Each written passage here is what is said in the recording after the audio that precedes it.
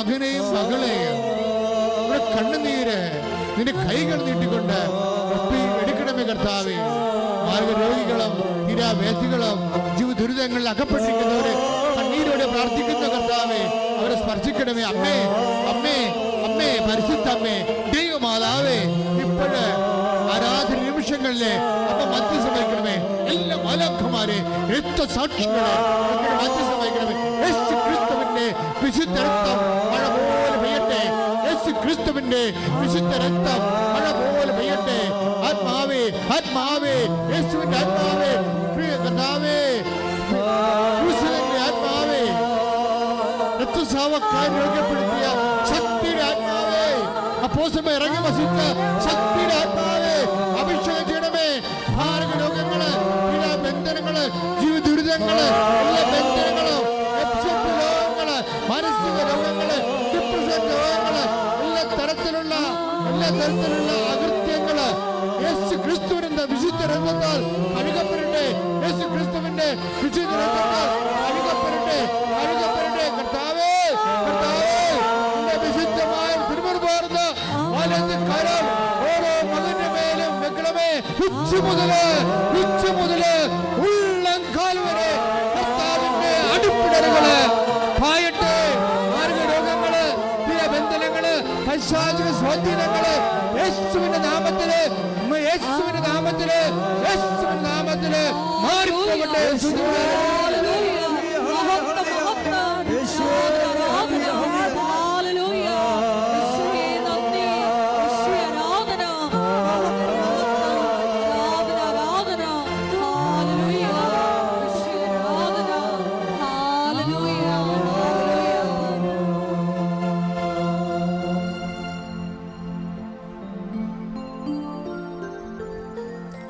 എല്ലാവരും ഭക്തിയോടെ ഇരിക്കുക.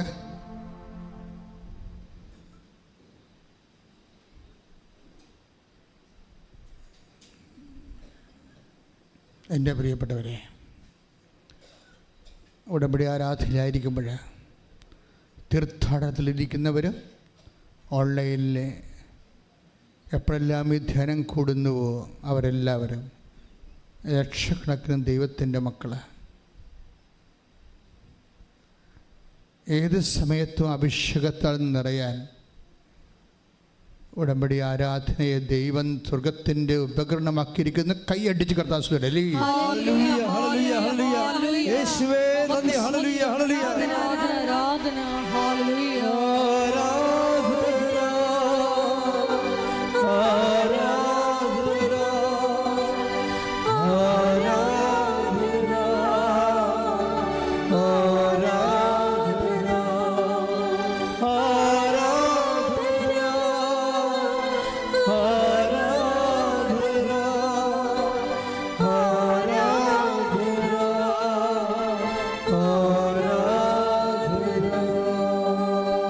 ഉടമ്പടിയിൽ നമ്മൾക്ക് അതായത് ആശയപരമായി ദൈവദൃശ്യത്തിന് ഉടമ്പടിയിലാകുന്ന ഒത്തിരിയേറെ ദൈവിക പരികർമ്മങ്ങളുണ്ട്. ആശയപരമായി നമ്മളിപ്പോൾ വരുമ്പോൾ പ്രായോഗികമായി ഉടമ്പടിയിലാകുകയാണ്. ആശയപരമായി ഉടമ്പടിയിലാകുന്നതും ദൈവം അംഗീകരിക്കുന്ന ഒരു ദൈവികമായ അടയാള പദ്ധതിയാണ്.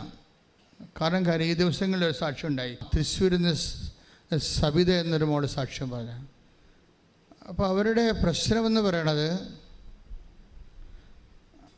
മാരകമായ വയറുവേദനയുടെ മകന്, അവന് 2ാം ക്ലാസ്സിൽ പഠിക്കുന്ന കൊച്ചാണ്. മാരകമായ വയറുവേദന എന്ന് വെച്ച് കഴിഞ്ഞാൽ വയറുവേദന വന്നാൽ നിൽക്കത്തില്ല, ഒരു ഭക്ഷണവും കഴിക്കാൻ പറ്റത്തില്ല. തന്നെയാണ് അമ്മ മക്കളെ കൊണ്ട് നടക്കണത്.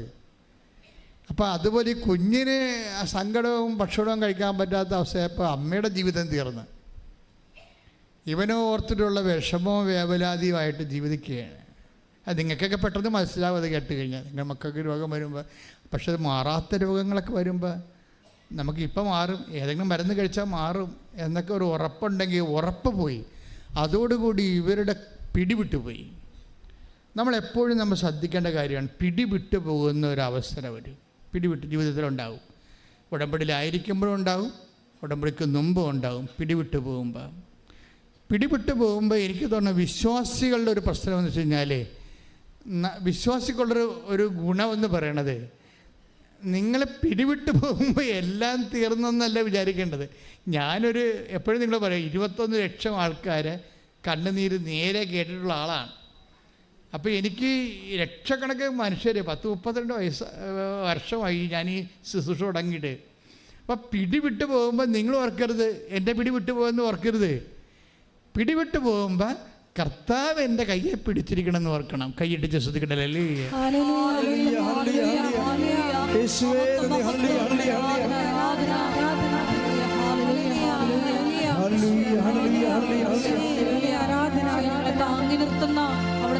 അതാണ് ഈ പറയണത്. He have uphold me in the victorious with the victorious right hand. Take the word of God, Isaiah 41:10. അതാണ് അവൻ്റെ വലത്, നീ അവൻ്റെ വലത് കരത്താൽ അവൻ എന്നെ താങ്ങി നിർത്തിയിരിക്കുന്നുവെന്ന്. അപ്പം നമ്മുടെ പിടി ഇപ്പം മരുന്നിനിയില്ല, ഈ രോഗത്തിന് മരുന്നില്ല എന്ന് വിചാരിക്കുമ്പോൾ നമ്മുടെ ജീവിതം തീർന്നെന്നല്ല വിചാരിക്കേണ്ടത്. ഞാൻ എൻ്റെ ജീവിതം എൻ്റെ സൃഷ്ടാവിൽ ആരംഭിക്കാൻ പോകുന്ന. കൈയടിച്ച് ശ്രദ്ധിക്കട്ടെ.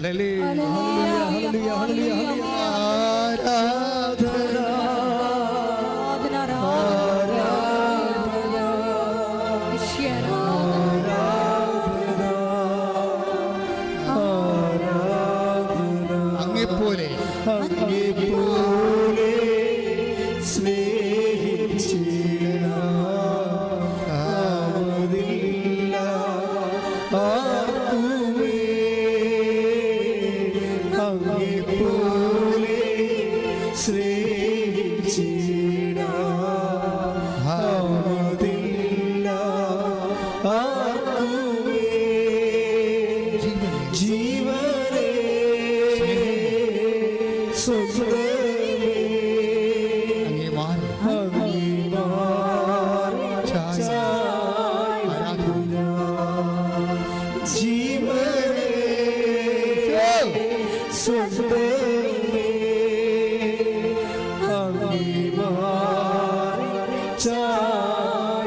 കൈവീശിക്കൊണ്ട് ആരാധന.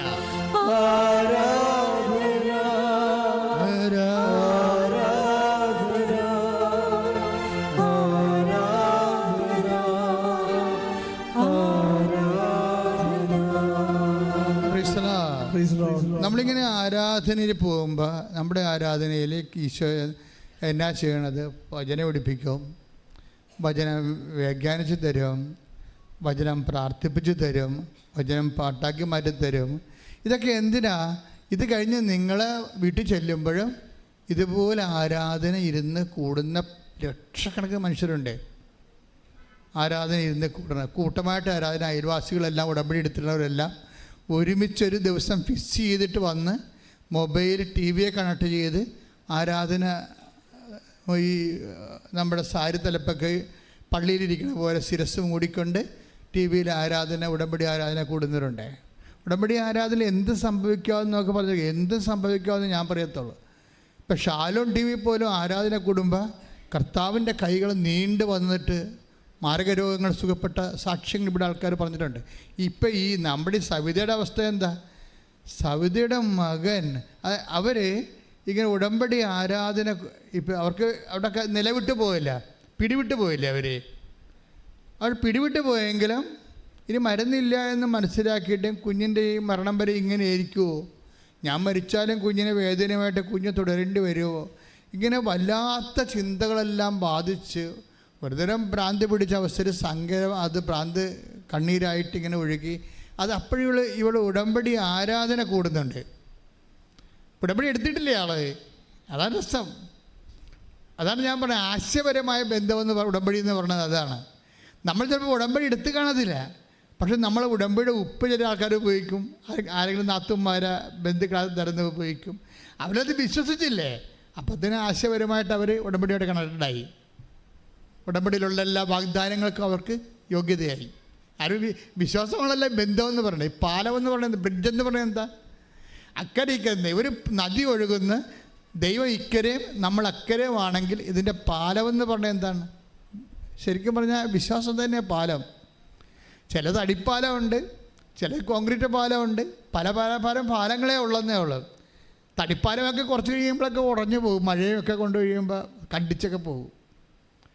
നല്ല കോൺക്രീറ്റ് പാലമുള്ള ആൾക്കാരുണ്ട്, വിശ്വാസം സ്ഥാപിച്ചാൽ പിന്നെ അത് പോകത്തില്ല. അത് തന്നെ അതുപോലെ തന്നെ നിൽക്കും. പിന്നെ അതിനെ മെയിൻ്റെനൻസ് ചെയ്ത് എടുക്കുകയുള്ളൂ. അപ്പോൾ ഇവർ ഇങ്ങനെ കുഞ്ഞപ്പുറത്ത് കളിക്കുക വേറെ എന്തോ എടുക്കാൻ വേണ്ടി, കുഞ്ഞ് ഫ്രീ ആണ്, അമ്മയുടെ അടുത്ത് ഇല്ല. അപ്പോൾ അമ്മ ഇരുന്നുകൊണ്ട് ടി വിയിൽ യൂട്യൂബ് കണക്ട് ചെയ്തിട്ട് ഇത് കണ്ടുകൊണ്ടിരിക്കുകയാണ്, ആരാധന കൂടിക്കൊണ്ടിരിക്കുകയാണ്. പക്ഷെ ആരാധന കൂടുന്നതിനേക്കാൾ ഉപരി ഇവർ കരഞ്ഞുകൊണ്ടിരിക്കുകയാണ്. ആരാധനയും കരച്ചിലും ഒരുമിച്ച് പോവുകയാണ്. ദൈവത്തോടല്ലേ പറയാൻ പറ്റത്തുള്ളൂ. ഇങ്ങനൊരു അവസ്ഥയിൽ ചെന്ന് കഴിഞ്ഞാൽ വേറെ എല്ലാവരോടും പറയാൻ പറ്റുമെങ്കിൽ അവരൊക്കെ ഒരു മാനുഷികമായ സഹതാപം തരികയല്ലേ ഉള്ളൂ. എനിക്ക് തോന്നിയിരിക്കുന്നത്, ഞാൻ ഈ മാനുഷ്യ ബന്ധങ്ങൾക്ക് ഒരു പരിധി കഴിഞ്ഞാൽ ഞാൻ എതിരാണ്. മാനുഷ്യ ബന്ധങ്ങൾക്ക് ഒരു പരിധി കഴിഞ്ഞാൽ ഞാൻ എതിരാണ്. എന്താണെന്ന് വെച്ച് കഴിഞ്ഞാൽ അത് മനഃപൂർവ്വം മനുഷ്യനെതിരായിട്ടല്ല, നിങ്ങളെ റിലേ ചെയ്യുന്ന ആൾക്കാരെ അവർക്ക് ദൈവവുമായിട്ട് ബന്ധമില്ലെങ്കിൽ നിങ്ങൾ പണി മേടിക്കും. അതുകൊണ്ടാണ് നിങ്ങൾ വിശ്വസിക്കുന്ന ആൾക്കാർക്ക്, നിങ്ങൾ സമയം കൂടെ ചിലവഴിക്കുന്ന ബന്ധുക്കൾക്ക്, സ്വന്തപ്പെട്ടവർക്ക്, ഫ്രണ്ട്സിന് അവർക്ക് ദൈവമായിട്ട് ബന്ധമില്ലെങ്കിൽ നിങ്ങൾ എപ്പോഴെങ്കിലും പണി മേടിച്ചിരിക്കും. എന്താ കാര്യം വെച്ച് കഴിഞ്ഞാൽ, നിങ്ങളുടെ മാത്രം പാഠം പഠിക്കുകയും പരീക്ഷ എഴുതാൻ വേണ്ടി നിങ്ങളുടെ ജീവിതത്തിൻ്റെ അനുഭവ പാഠങ്ങളിലൂടെ കടന്നു പോകുമ്പോൾ അവർക്ക് നിങ്ങൾക്ക് പറഞ്ഞു തരാൻ പറ്റത്തില്ല. അതാണ് പ്രശ്നം. അവർ സ്കൂട്ടാകും, അവരുടനെ സ്കൂട്ടാകും. അത് അവർ നിങ്ങളുടെ ഒരു നിർണായക ഘട്ടത്തിൽ നിങ്ങളെ വിട്ടും വെച്ചിട്ട് അവർ പോകുന്നത് വരെ why should you maintain dum? That's my question. ഒരു തട്ടുകേട് നിങ്ങൾക്ക് കിട്ടണ വരെ why should you waste your time? നിങ്ങൾ എന്താ നിങ്ങളുടെ സമയം വേസ്റ്റ് ചെയ്യണത്? അപ്പോൾ അതിന് കൊടുക്കേണ്ട പ്രാധാന്യം മാത്രം കൊടുക്കുക. ബന്ധുക്കൾ വേണ്ടെന്ന, സ്വന്തം വേണ്ടെന്ന, ഫ്രണ്ട്സ് വേണ്ടെന്നൊന്നുമല്ല ഞാൻ പറയണത്. You are giving more importance than God. നിങ്ങളുടെ പ്രാർത്ഥനയെ നശിപ്പിക്കുന്ന, പ്രാർത്ഥനാ ജീവിതത്തെ നശിപ്പിക്കുന്ന, വിശ്വാസ ജീവിതത്തെ ക്വസ്റ്റ്യൻ ചെയ്യുന്ന, നിങ്ങൾ ദൈവത്തെ വളരാൻ നിങ്ങൾ അനുവദിക്കാത്ത ഒരു പിശാചിനെ, അവനത്തെ ബന്ധുവോ സ്വന്തമായിട്ട് എന്തിനാണ് തൂങ്ങിക്കൊണ്ട് നടക്കുന്നത്? അവിടുന്ന് അവരെ വിട്ടേക്കൂ എന്ന് കർത്താവ് പറഞ്ഞില്ലേ? അവരെ വിട്ടേക്കൂ. എന്താണ് കാരണം? അവർ അന്ധരെ നയിക്കുന്ന അന്ധരാണ്. ആധ്യാത്മിക ജീവിതം, ക്രിസ്തുവായുള്ള ജീവിതം കുറേ ആൾക്കാരെ വിടാതെ പറ്റത്തില്ല. Take the bed of God. അവരെ വിട്ടേക്കൂ. ശ്രദ്ധിക്കട്ടെ. ഹല്ലേലൂയ. മത്തായി 15:14 അവരെ വിട്ടേക്കൂ. അവർ അന്ധരെ നയിക്കുന്ന അന്ധരാണ്. അന്ധനെ നയിച്ചാൽ ഇരുവരും കുഴിയിൽ വീഴും. അപ്പൊ ഇങ്ങനെയൊക്കെയുള്ള ചിലപ്പോൾ നിങ്ങളുടെ കൂടെ ദൈവത്തിൽ നിങ്ങളെ വളർത്താത്ത, ദൈവത്തെ കാണാത്ത എല്ലാ മനുഷ്യരും അന്ധരാണ്. സംശയമുണ്ടോ? അതുകൊണ്ടാണ് ഈ ടി വിയിലും അതുപോലെ സോഷ്യൽ മീഡിയയിലും ഒക്കെ ഇപ്പോൾ ലോകം മുഴുവൻ സഞ്ചരിച്ച് എന്താ പറയണ, ഭൂമിയിൽ ഒരു വഴക്കായും ചെയ്യാതെ ദൈവത്തിന് എന്തിനാണ് മോഡിൽ എന്ത് വഴക്ക ചെയ്യുക? അപ്പോൾ അയാൾക്ക് ബോധമില്ല, ദൈവത്തെക്കുറിച്ച് അറിയത്തില്ലേക്ക്. ദൈവത്തെക്കുറിച്ച് അറിയാത്തവർക്കോ പ്രാർത്ഥിക്കാത്തവർക്കോ ദൈവത്തെക്കുറിച്ച് പറയാൻ എന്ത് അവകാശം? അത് പ്രാർത്ഥിക്കുന്നവരുടെ, വിശ്വസിക്കുന്നവരുടെ അവകാശമാണ് ദൈവത്തെക്കുറിച്ച് പറയുക. ശ്രദ്ധിക്കട്ടെ. ഹല്ലേലൂയ.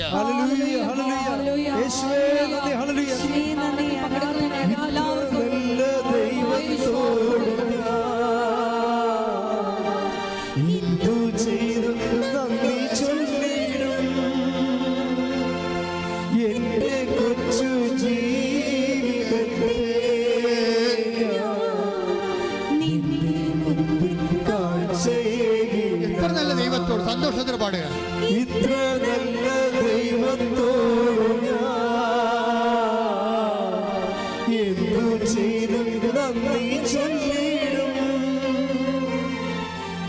എന്റെ കൊച്ചു ജീവിതത്തെ നിന്റെ മുമ്പിൽ കാഴ്ചയിടാം. അപ്പോഴേ ഇതുപോലെയുള്ള ഒരു ടൈമില്ലേ, അതായത് പിടിവിട്ട് പോകുന്ന ടൈം, അതെന്തിനാണ്? നമ്മൾ ദൈവത്തിലേക്ക് കൂടുതൽ അടുക്കാൻ വേണ്ടി. അപ്പോൾ ഈ ചേച്ചി എന്താ ചെയ്യണേ? ഇപ്പം മകൻ്റെ കാര്യം ജീവിതത്തിൽ പിടിവിട്ടു പോയ അവസ്ഥയായി. ഇനി എന്ത് ഷി ഹാസ് നോ ഐഡിയ. ഇനി എവിടെയാണ് പോകേണ്ടതെന്ന്, റിലേ ചെയ്യേണ്ടതെന്ന്, ആശ്രയം വെക്കേണ്ടതെന്നറിയാതെ അന്താളിപ്പും അമ്പരപ്പുമായിട്ട് ഈ ഒരമ്മ വേദന കൊണ്ട് ആരാധന കൂടുകയാണ്. കൂടുന്ന സമയത്ത് പെട്ടെന്ന് അപ്പുറത്തെ മുറിയിൽ എന്തോ എടുക്കാൻ പോയ മകൻ പെട്ടെന്ന് ഓടി വന്ന് ഇവരുടെ മടി കയറിയിരിക്കും. ഈ 7ാം ക്ലാസ്സുകാരൻ, അമ്മ എൻ്റെ വയറുവേദന പോയെന്ന് പറഞ്ഞു. പെട്ടെന്ന് അതെന്താ? അപ്പം നിങ്ങളിപ്പോൾ കൈയടിച്ചില്ലേ? അവരത് വിശ്വസിച്ചില്ല. കാര്യം എന്താണ്? ഇവനിങ്ങനെ ഇടയ്ക്ക് വേദന വരാതിരുന്നിട്ട് പിന്നീട് വൈകുന്നേരം ആകുമ്പോൾ കിടന്ന് പോകാൻ തുടങ്ങും. അമ്മേ വേദനേ എന്ന് പറഞ്ഞ് പോകാൻ തുടങ്ങും. അതുകൊണ്ട് അവർക്കൊരു സന്തോഷം ഉണ്ടായില്ല. അപ്പോൾ ഇല്ലമ്മ, എനിക്കിനി വേദന വരത്തില്ല. അപ്പോൾ ഇവന് ഉള്ളിൽ ബോധമുണ്ടായി. അത് ദൈവം കൊടുത്ത ഒരു ബോധമാണ്, ഇനി അവന് വേദന വരത്തില്ലെന്ന്. അവനെ പറയാൻ കാര്യം, അപ്പോൾ എന്ത് സംഭവിച്ചിട്ടെന്ന് അമ്മ ചോദിക്കും. അപ്പോൾ പറയും, അമ്മ ഇവിടെ ആരാധന കൂടിയില്ലേ, അമ്മ കരഞ്ഞുകൊണ്ടിരുന്നല്ലേ ആരാധന കൂടിയത്. അപ്പോൾ ഒരു കൈ എൻ്റെ അടുത്ത് വന്ന് എന്നിട്ട് എൻ്റെ വയറേൽ ഇങ്ങനെ തടയി ഇറക്കി. പിന്നെയും 3 പ്രാവശ്യം മുഴച്ചു വന്നപ്പോൾ ഈ 3 പ്രാവശ്യവും ഈ കൈ വന്ന് എൻ്റെ വയറിൽ നിന്ന് തടയി ഇറക്കി. എനിക്കപ്പോൾ വേദന പോയി. ഇനി എനിക്ക് വേദന വരത്തില്ല. ശ്രുതികട ഹല്ലേലൂയ.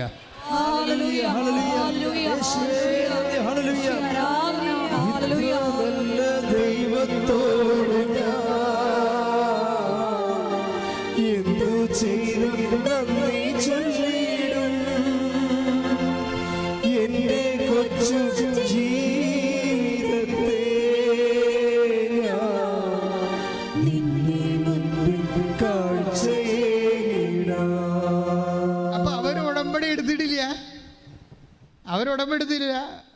അപ്പം അമ്മ, എന്നിട്ട് ഈ മകൻ അമ്മയോട് പറയും, അമ്മ ഇനി എനിക്ക് ഭക്ഷണം താ, എല്ലാ ഭക്ഷണം താ, ഞാൻ കഴിക്കാമെന്ന് പറയും. ഇവന് ആന്തരികമായ ബോധ്യം കിട്ടി. അപ്പോഴമ്മ ഇവൻ്റെ സന്തോഷം കണ്ടിട്ട് അമ്മയ്ക്ക് തോന്നി എന്തോ സംഭവിച്ചിട്ടുണ്ട്, കർത്താവിൻ്റെ മകനെ തൊട്ടിട്ടുണ്ട്, അമ്മ എൻ്റെ മകനെ തൊട്ടിട്ടുണ്ടെന്ന് തോന്നി. ഉടനെ ഇവൻ അന്ന് മുതൽ ഭക്ഷണമെല്ലാം കൊടുക്കാൻ തുടങ്ങി. ഇന്ന് വരെ അവനൊരു വേദനയുമില്ല, എല്ലാ ഭക്ഷണവും കഴിക്കുന്നുണ്ട് അവൻ. അതെന്താ സംഭവം? അത് ആശയപരമായ ഉടമ്പടിയാണ്. ഉടമ്പടിയുടെ ഭാഗമായി ഉടമ്പടി ആരാധന കണ്ടുകൊണ്ടിരിക്കുമ്പോൾ അതിലിവർ വിശ്വാസം നിക്ഷേപിക്കും. ഇവരിവിടെ വന്നിട്ടില്ല,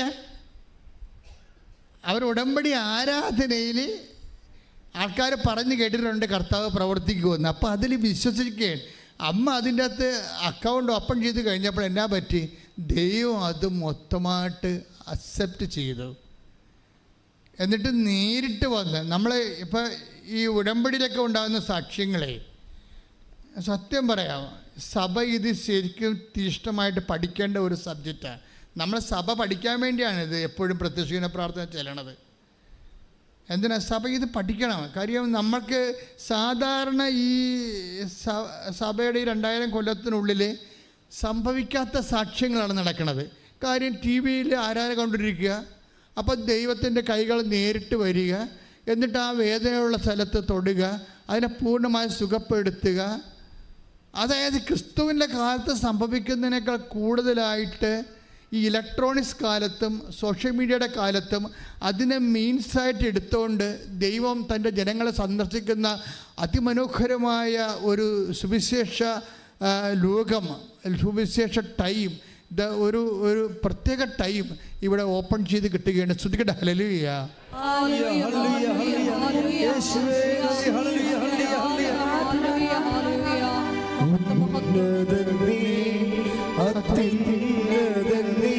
നിന്നെ പോലൊരു ദൈവമില്ല,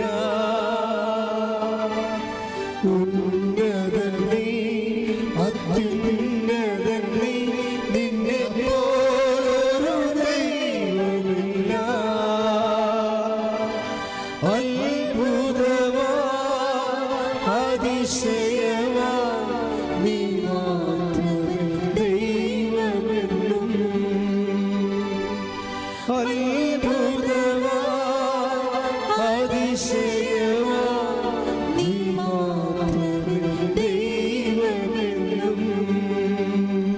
സവിധ വന്ന് ഉടമ്പടി ചെയ്യണതും ഉടമ്പടി ചെയ്തതിന് ശേഷം അവിടെ കുടുംബത്തിൽ സംഭവിക്കുന്ന വിഷയങ്ങളൊക്കെയാണ്. അതായത് അവരൊരിക്കലും വീട് പണിതിട്ട് പൂർത്തിയാക്കാൻ പറ്റണില്ല. ഒരു മുറി മുകളിൽ എടുക്കാൻ വേണ്ടി ഒരു 5 ലക്ഷം രൂപയോ 3 ലക്ഷം രൂപയോ കൂട്ടി വെക്കുമ്പോൾ ഉടനെ അതിന് വലിയ ആവശ്യം വരും. ഒന്ന് വീട്ടിലെ ആവശ്യം വരും, അല്ലെങ്കിൽ ബന്ധുക്കൾ ആവശ്യം. ചെറിയ പറയില്ലേ പണം വീട്ടിൽ ഇരിക്കണില്ലെന്ന്. എല്ലാവരുടെയും പ്രശ്നമാണത്, പണം വീട്ടിലിരിക്കുന്നത്. നമ്മൾ എന്തെങ്കിലും പ്രധാനപ്പെട്ട കാര്യത്തിന് വേണ്ടി പണം സ്വരുക്കൂട്ടി വെക്കുമ്പോൾ പെട്ടെന്ന് നമ്മൾ വിചാരിക്കാത്ത ഒരു അനാമത്ത് ചിലവ് വരും. അങ്ങനെ മണി ഫ്ലോ തിരിച്ചൊഴുകുന്ന ഒരു കാലമുണ്ട്. അപ്പോൾ അവർ മടുത്ത് 3-4 പ്രാവശ്യം വീട് വെക്കാൻ ശ്രമിച്ച് സ്വരുക്കൂട്ടി വെച്ച കാശും കൊണ്ട് ഓരോ കാര്യങ്ങൾക്ക് വേണ്ടി എടുത്തും കൊടുത്തും സംഭവം അവരെ അലാക്കൽ കിടക്കുകയാണ്. അപ്പം അമ്മയോട് പറഞ്ഞു, അമ്മ വീട് പണിയണം എന്ന് പറയാം. അത്രേ ഉള്ളൂ ഉടമ്പടിയിൽ. പിന്നെ ഒരു മുറിക്കാണ് ഈ ഉടമ്പടി വെച്ചിരിക്കണം അവർ. പക്ഷെ അവരാ സാക്ഷി നിങ്ങൾ കേൾക്കണം. ഇന്ന് പോയി അവർ പണിതിരിക്കുന്നത് മുകളിൽ 3 മുറിയാണ്. Within no time. ശ്രദ്ധിക്കട്ടെ. ഹല്ലേലൂയ, ഹല്ലേലൂയ, ഹല്ലേലൂയ, യേശുവേ ഹല്ലേലൂയ, ഹല്ലേലൂയ, ഹല്ലേലൂയ. സന്ദർശിച്ച് സംരക്ഷിക്കുന്ന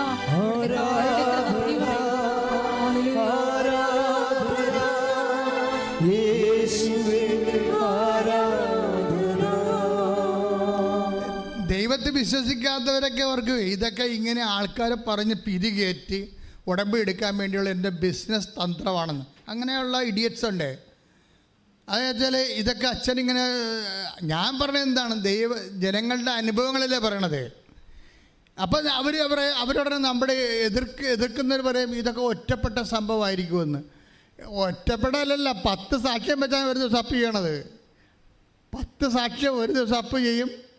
15 സാക്ഷ്യം ഒരു ക്ലസ്റ്ററായിട്ട് അപ്പ് ചെയ്യും. ദാറ്റ് മീൻസ് 25 സാക്ഷ്യം ഒരു ദിവസം. അപ്പോൾ നിങ്ങൾ ചിന്തിച്ചാൽ 10 ദിവസം ആകുമ്പോൾ 250 സാക്ഷ്യം, ഒരു മാസം 750 സാക്ഷ്യം. 750 കുടുംബങ്ങൾ പല പല ഘട്ടത്തിൽ രക്ഷപ്പെട്ടിരിക്കുന്നു.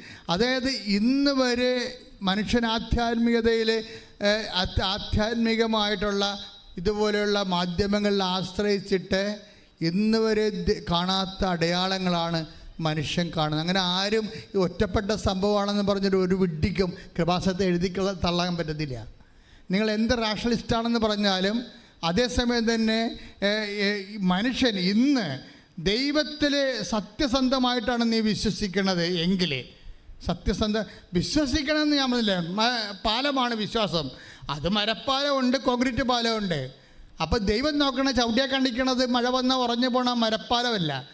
അതുകൊണ്ട് മരപ്പാലത്തെ കൂടി ദൈവം നിങ്ങൾ നടത്തുമ്പോൾ ഓർക്കണം, ഇത് മരപ്പാലം മാറ്റാൻ സമയമായി ഒടിഞ്ഞു പോയിട്ടുണ്ടെങ്കിൽ.